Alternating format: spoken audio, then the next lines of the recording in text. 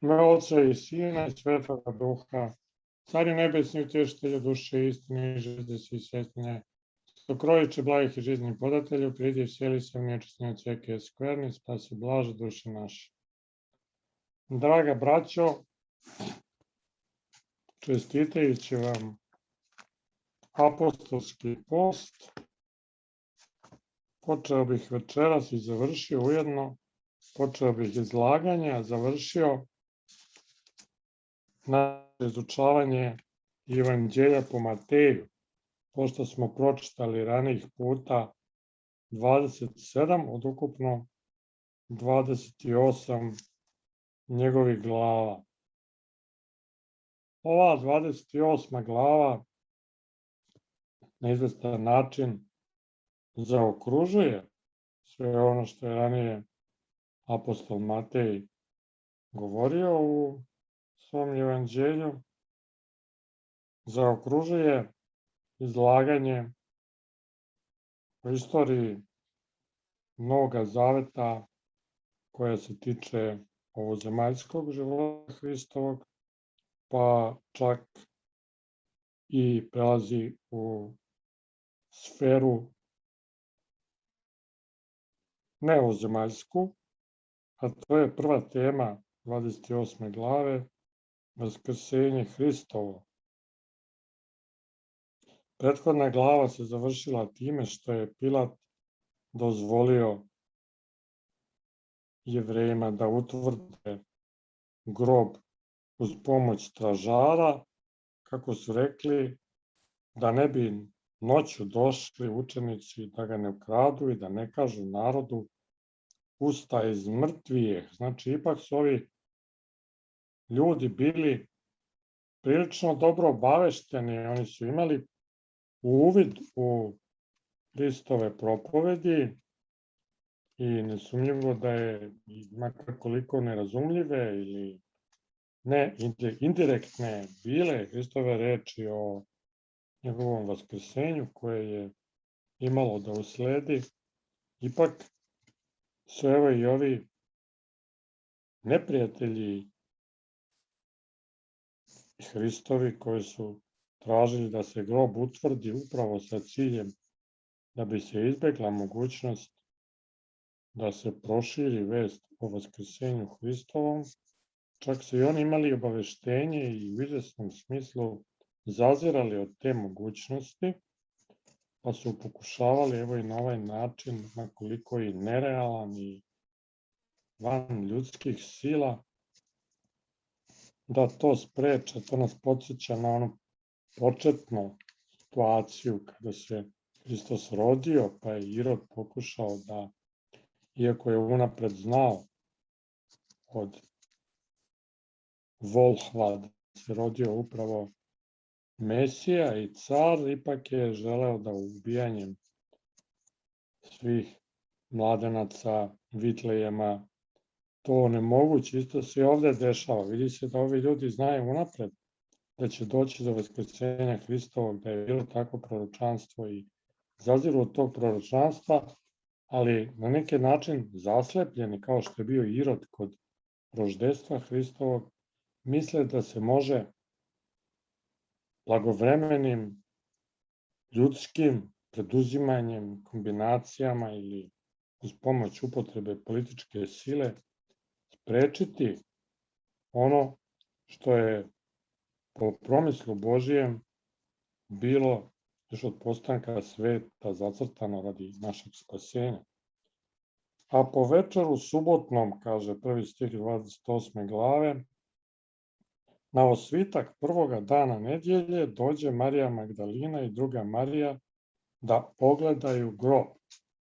Ovo prvi deo prvog stiha na grčkom ukazuje otprilike kako bi se to moglo prevesti na današnji način obeležavanja dana u nedelji, što je dosta različito od toga kako je bilo u Jerusalimu, kada su se služili još grčkim jezikom, kako bismo mi rekli, baš kao što je ovde rekao i prevodilac, Vuk Karadžić, po večeru subotnom, ili još tačnije mi bismo to rekli u nedelju rano ujutru, a došle su da ogledaju grob. To je jedino što piše ovde kod Mateja. Matej je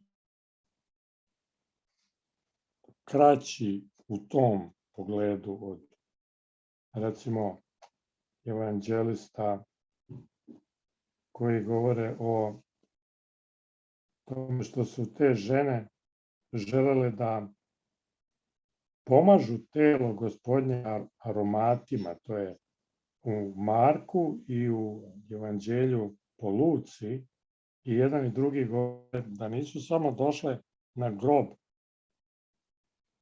kao što ide na grob radi posete grobu bez ikakvog delovanja na tom grobu. Ponekad ljudi idu, ovde tako piše, da ogledaju grob, u stvari da se uvere gde je, da pogledaju, da znaju za ubuduće. Ovde ne piše da su htele nešto da deluju tu.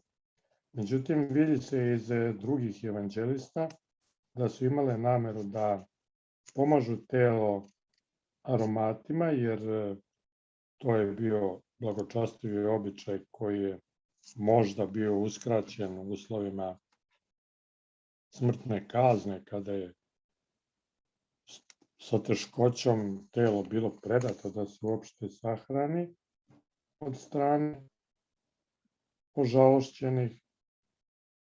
Pa eto, to ovde kod Mateja ne piše, da su one želele da grob otvore i da su se čudile kako mogu da ga otvore, da bi mogle da pomažu telo, jer je na ulazu u grob bio težak kamen. Vidimo iz te situacije da je Jerusalim kamenit i da ima kamenite grobove, da kamenoresci seku i da se onda kamen navaljuje, a ne kao što je običaj u većini evropskih zemalja, u svakom slučaju našim podnebljima i ovde u Rusiji, običaj je da se lopatom kopa grob u zemlji. I gle, zemlja se zatrese, vrlo pojavljuje se zemljotres u 2. stihu, jer anđeo Gospodnji siđe s neba i pristupivši odvali kamen od vrata grobnijih i sjeđaše na njemu. To je sada u izvesnom smislu produžetak onog dijaloga između žena mironosica koji je kod Mateja izostao, ali je bio u drugim evanđeljima, kako ćemo odvaliti grob, kako ćemo ući da pomažemo telo, a evo kako, što se pojavio anđeo i odvalio taj teški kamen. Njegovo lice je bilo kao munja, a odijelo njegovo kao snijeg, kaže 3. stih, odnosno simbolički bela boja snega je odelo anđelsko, koje sija kao sneg po sunčanom zimskom danu, a lice, međutim, kao munja zrači snažnom, neodoljivom svetlošću na koju je teško gledati direktno.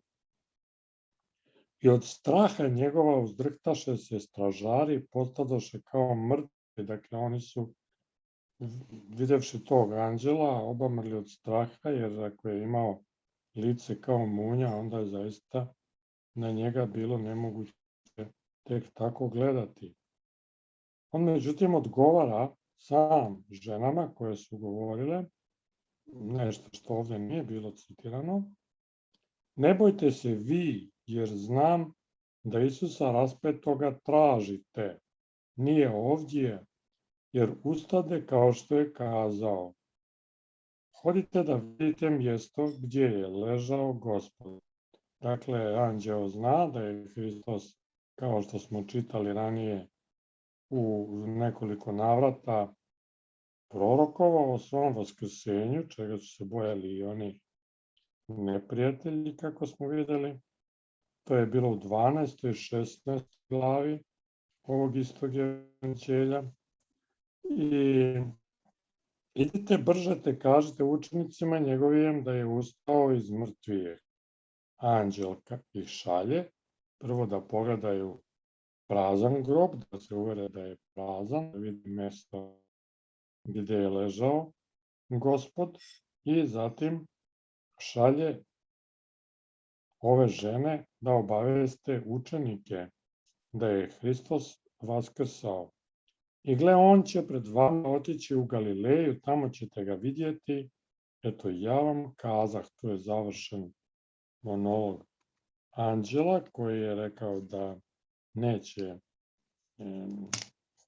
pre Galileje da se pojavi. Međutim, bilo je javljanja i pre tog velikog javljanja u Galileji koje pominje apostol Pavle u prvoj poslanici Korinčanima, gdje se Hristos javio odjednom 500 braće vernika, a pre tog velikog viđenja u Galileji, o kome govori ovdje anđeo proročki, bila su individualna javljanja samim ženama mironosicama, opisano zatim, to je ovdje od 9. stiha, to ćemo čuti odmah čim anđeo sada prekida svoje kazivanje, i već biti jedno od individualnih javljanja. Zatim kod Luke nije opisano na putu za Emaus, bilo je javljanje učenicima na putu opisano samo kod Luke. Isto tako je javljanje Simonu opisano samo kod Luke. Samo kod Jovana opisano je javljanje apostolu Tomi. I javljanje Pavlu opisuje apostol Pavle u prvoj poslanici Korinčanima u 15. glavi. A sada da vidimo šta je bilo posle toga kada je anđeo završio svoje proroštvo o tome kako će se Hristos javiti u Galileji velikom braći. Izišli će brzo iz groba sa slavnom velikom, otekoše da jave učenicima njegovim. Odnosno, žene su ušle u grob koji je anđeo otvorio i pokazuje im da je grob prazan. I videvši da je grob prazan, one istrčavaju iz groba. Ne znam da li je neko bio u tim krajevima u Izraelu, nekako istrčavanje iz grobova, kad je kod nas je grob nešto što je ispod nivoa zemlje. Ali to je nešto otprilike ima toga i u zapadnoj Evropi, kada se neke porodice sahranjuju u porodičnim grobima i ta grobnica ima ulaz u koji može da se uđe, tako da je slično tome situacija. One su istrčale, to nije nikakvo spuštanje bilo u grob, nego samo ulazak u grob. Grob je bio na nivou zemlje. I one odjednom zaboravljaju sada na sve i hoće odmah požure da to jave apostolima. Ali to događa. Kad iđahu da jave učenicima njegovim, i gle, srete ih Isus govoreći zdravo, a one pristupivši uhvatiše se za noge njegove i pokloniše mu se. Dakle, po ovom tekstu ovdje prepoznale su ga odmah. Mada ono javljanje Marije Magdalini koje je opisano kod Ivana, ona ga nije odmah bila prepoznala, nego ga je zamenila za vrtlara koji se brine za to groblje. Međutim, ovdje ga prepoznaju i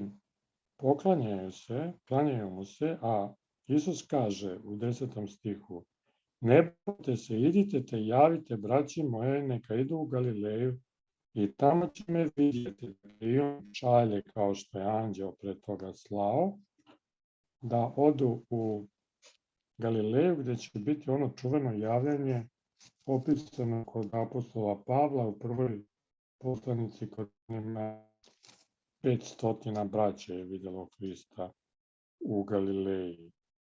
A kad iđahu, neki od stražara dođoše u grad i javiše glavarima svešteničkim sve što se dogodilo. Sada ovi stražari, bojeći se da će biti kažnjeni što nisu dobro čuvali grob, da je grob sada prazan, oni odlaze da prijave događaj i kažu svešteničkim glavarima šta su vidjeli, šta se dogodilo. I oni, sastavši se sa starješinama, učiniše vijeću i dadoše vojnicima dovoljno novaca. Međutim, umjesto da ih kažnjavaju, prvosveštenici i glavari hrama Jerusalimskog nude im velik novac zato da bi rekli laž i kažite, učenici njegovi dođoše noću i ukradoše ga kada smo mi spavali. To je otprilike, draga braćo i sestre, neka pozicija koja je vrlo slična današnjoj poziciji onih koji veruju da je Hristos istorijska ličnost, da je Hristos veliki propovednik i čudotvorac svoga doba. Čak neki od njih, na primjer muslimani, veruju i da je on Mesija, ali ne veruju da je vaskrsao iz mrtvih i to ne veruju ne samo nekakvi skeptici, zapadnoevropski i američki, ili judaisti koji još uvek čekaju Mesiju u njegovom prvom dolasku, nego i sami muslimani koji, iako veruju da je Hristos Mesija, ipak nisu mogli da poveruju da je i vaskrsao iz mrtvih, nego pretpostavljaju da nije ni bio razapet. Da je bio razapet Juda jer je to zaslužio pošto je izdao svog dobrotvora. Tako nekakvu ideju pretpostavljaju muslimani, ali svi ti koji ne veruju u vaskrsenje Hristovo, otprilike su opisani ovde proročki, iako je ovo bilo ne proročki rečeno, nego rečeno baš za ono vreme kada je dat taj novac stražarima, da idu da šire vest o tome, izmišljenu vest o tome kako su došli noću i ukrali telo Hristovo, pa onda proširili učenici tobože da je Hristos vaskrsao. Zapravo, to su za novac širili ovi stražari. Ako to čuje sudija, mi ćemo njega umiriti pod sudijom, ovde podrazumeva prevodilac Pilata. Znači, ako dođe do Pilata da su loše čuvali da je grob prazan, da je možda vaskrsao Isus, mi ćemo njega umiriti i načiniti da vama ništa ne bude. Naravno da Hristos neće da njih neće Pilat kažnjavati, nije logično, jer nisu dobro psihološki portret Pilatov proučili ovi kad su smirivali stražare, ne bojte se Pilata, jer Pilat nije ni mislio da je Hristos zlikovac i pre svega bi se uplašio, verovatno kad je čuo da je grob prazan, pre svega uplašio verovatno toga da je izgleda zaista razapeo Sina Božije kao što se i bojao u ono vreme kada je vršio isledničke mere i kad je sljeđivao kao islednik optužbu protiv Hrista i kao sudija, on je pre svega imao tu strah da ne bi on kojim slučajem predao Sina Božijeg, jer je kao paganin verovao da razni bogovi, ne jedan jedini, kako mi verujemo da je jedan bog, nego da razni bogovi paganski mogu imati svoje smrtne sinove, pa da on ne bi jednoga od takvih predao na smrt. Svakako da se Pilat još više uplašio i još više poverovao da je Isus sin Božiji kada je čuo da je vaskrsao, međutim o tome nam ne govori ništa evanđelje, kako je bilo dalje Pilatovo duhovno stanje, samo znamo ovo što ovde čitamo. Uzevši novce, stražari učiniše kao što su naučeni bili i razglasi se ova riječ po Jevrejima i do danas. To je, stražari su počeli širiti laž o tome da je Hristos ukraden noću i da je izmišljena priča o vaskrsenju. Ali upravo tačno piše da se među Jevrejima i do danas to veruje. Kad kaže do danas, onda evanđelista misli na to vreme kada je evanđelist piše, a to je posle ne tako dugo vremena od samih događaja, to je još uvek prvi vek, sredina prvog veka, ali to se nije promenilo evo ni do 21. veka. Jer i danas, ako nekoga Jevreja koji ne veruje da je Hristos Isus, pitate, on će upravo to pretpostavljati, da je cela priča o vaskrsenju Hristovom iskonstruisana na način, otprilike kako je ovde opisano, vađenjem tela iz groba od strane učenika i širenjem verzije o vaskrsenju. A 11 učenika otidoše u Galileju u goru, kuda im je kazao Isus, to je rekao i anđeo, prethodno čuli smo, odlaze tamo jer su dobili uputstvo da će im tamo biti viđenje, vizija. I kad ga vidješe, pokloniše mu se, a jedni posumnjaše.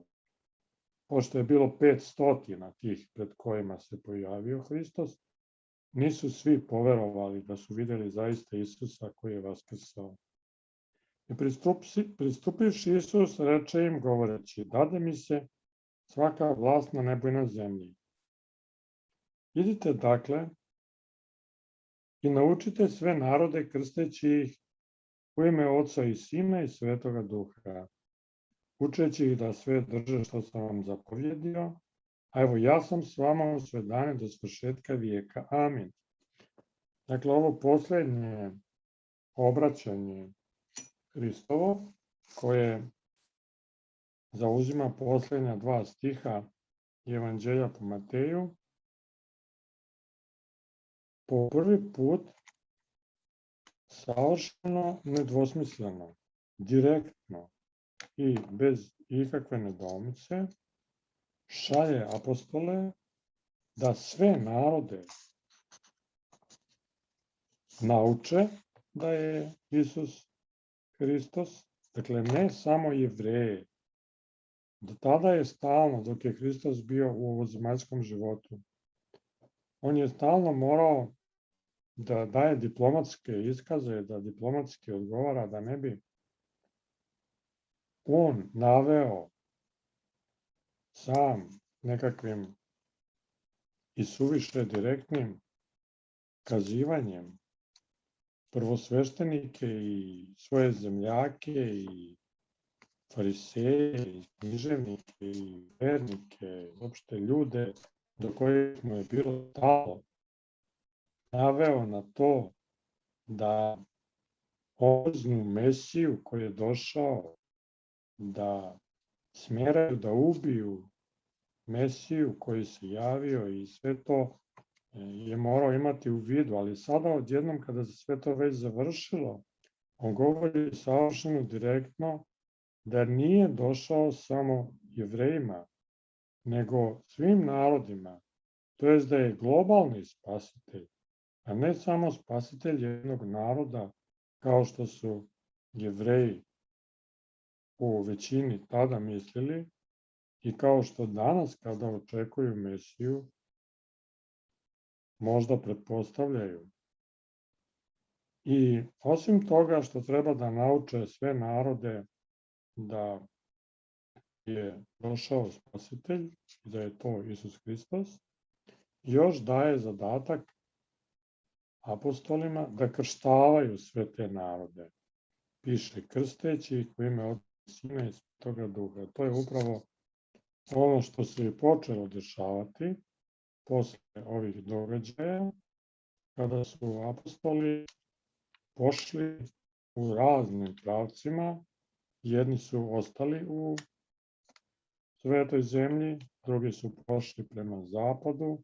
Petar i Pavle su završili život u glavnom gradu Svetske imperije, Rimu.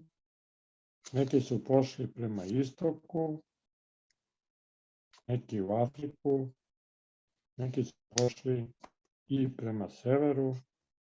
Na kraju je sva Evropa primila hrišćanstvo. A drugi kontinenti, u Ameriku su došli Evropljani, pa su zauzeli Ameriku, koja je bila retko nastanjena, i onaj deo domorodačkog stanovništva Amerike koji nije bio ubijen od Evropljana, primio je hrišćanstvo. Što se Australije tiče, aborigeni do danas nisu svi primili, jedan deo je primio, jedan deo je, veći deo aborigena živi u rezervatima, slično američkim indijancima, i nije primio, nego ima svoje paganske obrede. Što se tiče Afrike, tamo znamo da ima i paganskih obreda i ima i hrišćanskih. Crkava koje su i pravoslavne i katolike i protestantske krštavaju domorodce Afrike. Srpska pravoslavna crkva u Johannesburgu, koja, ne znam kako sada, ali znao sam doskora tamo jereha koji je išao baš u crnačka plemena i širio vest o Hristu koji se javio, krštavao crnce male i na engleskom jeziku s njima širio misionarsku reč u spasenju. Znamo da je i u Aziji dosta aktivno bilo misionarstvo. Azijski deo u Rusiji je dobrim delom bio obuhvaćen, zatim u Japanu bio ruski misionar svetitelj Nikolaj Do, a isto tako i katolički misioneri uspeli su da jednu celu zemlju ostrvsku, koja se zove Filipini, pokrste, tako da su tamošnji urođenici primili hrišćansku veru, i to je jedna od retkih hrišćanskih zemalja Dalekog istoka. Što se pak tiče Bliskog istoka, tamo je sam Hristos svojim podvigom doprineo da se proširi vera u njega. Pa tako na Bliskom istoku imamo i u Libanu i u Siriji pravoslavci i katolike, i čak u Siriji postoji i pravoslavni patrijarh. Pa eto, tako je to današnjeg dana. Kako je rekao Hristos, on je sa nama u sve dane do svršetka vijeka, i taj svršetak još nije bio, a kada će biti, ko doživi, taj će znati.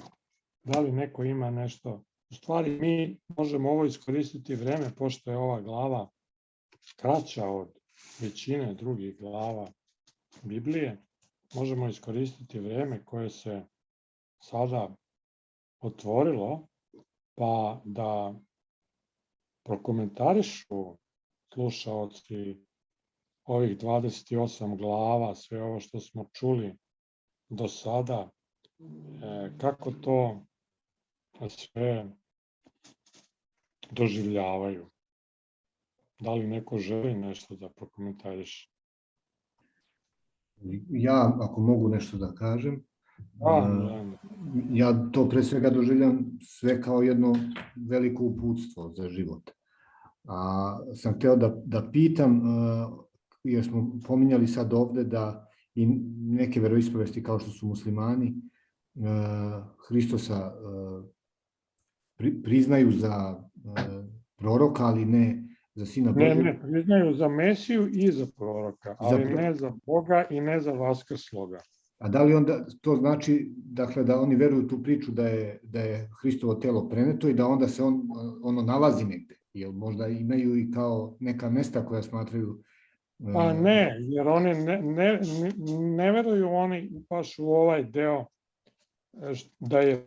da je izvađen iz groba, ne. Jer uopšte ne veruju da je umirao. Muslimani misle da je Juda bio razapet, da je Juda sahranjen i da nije izvađen iz groba, a da je Hristos koji nije bio razapet, nego je bio živ, onda se javljao i na kraju se uzneo sa gore Vaznesenja. Na tom mestu je džamija, to ste pravilno povezali, brate Milane, da, imaju mesto koje je velika svetinja Islama, a to je džamija na vrhu Jeleonske gore ili Maslinske gore, sa koje se Hristos uzdigao. U toj džamiji se nalazi u kamenu, na kamenom podu džamije, nalazi se stopa koju muslimani veruju da je upravo na tom mestu u kamenu vidljivo mesto gde je bila stopa Ise pejgambera ili Isusa proroka. Oni reč Mesija obično ne koriste kada u širem narodu govore o Hristu, ali ako pogledate teoretski da, smatraju da je prorok Isus ili Isa pejgamber upravo taj Mesija koga su očekivali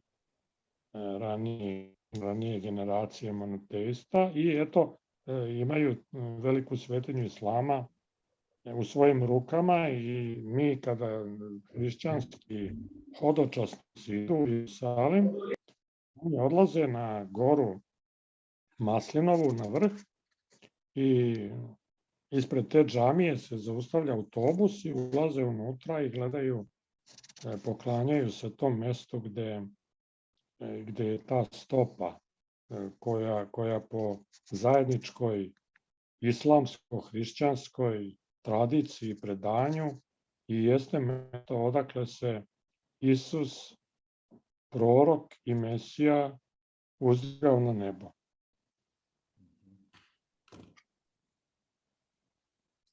Da li još neko ima? Ili vi, brate Milane, još? Dostojno je se koji istim blaži Tja, Bogorodice, prisno, blažno, prema broču, mater, Boga naša, pričetnišu, herojem, slavnišu, bezsvojim serafim, bezislenja Boga, slovo rošu i sušu, Bogorodicu Tja, veličajem. Draga braće i sestre, velika vam hvala na pažnji tokom ovog našeg kursa Evanđelja po Mateju. Neka vas Bog blagoslovi i ako Bog da, produžit ćemo i sa drugim biblijskim knjigama. Blagoslovenje Gospodine. Hvala.